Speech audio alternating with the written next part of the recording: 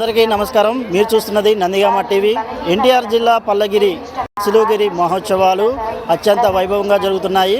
3 రోజుల పాటు అత్యంత వైభవంగా జరిగే ఈ కార్యక్రమంలో ఈరోజు చివరి రోజు ప్రత్యేక ప్రార్థనలు నిర్వహిస్తున్నారు. కోలాహలాన్ని అయితే ఇక్కడ భారీగా చూడొచ్చు.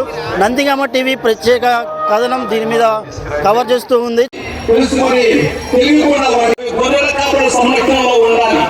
లేదా అవి వన్యమృగాలకు బలైపోతాయి.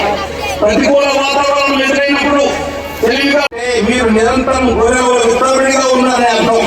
ఈ విషయాన్ని చెప్పడానికి పేతురు గారు ఒక క్రియని మాకు ఒక విధమైన పదాన్ని ఉపయోగిస్తాడు.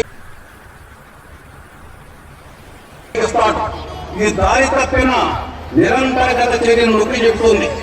మన పాపాన్ని తనపై మూసుకుని వెళ్ళి యేసుప్రభు వైపు తిరుగగా ముందు మనం మంచిగా పని కాబోలని తప్పుకొని మన స్వంత మార్గంలో పయనించాం. అది అసలు విషయం. దారి తప్పామని మనం గ్రహించకపోయినా మనం నిజంగా దారి తప్పాము. మనం అమాయకులుగా ఉండటం నేర్చుకోవాలి. త్యాగబుద్ధి మంచి కాబట్టి మీ స్థానంలో నేను వెళతాను అని తన మిత్రుడికి ఒక పెద్ద మేలు చేశాడు.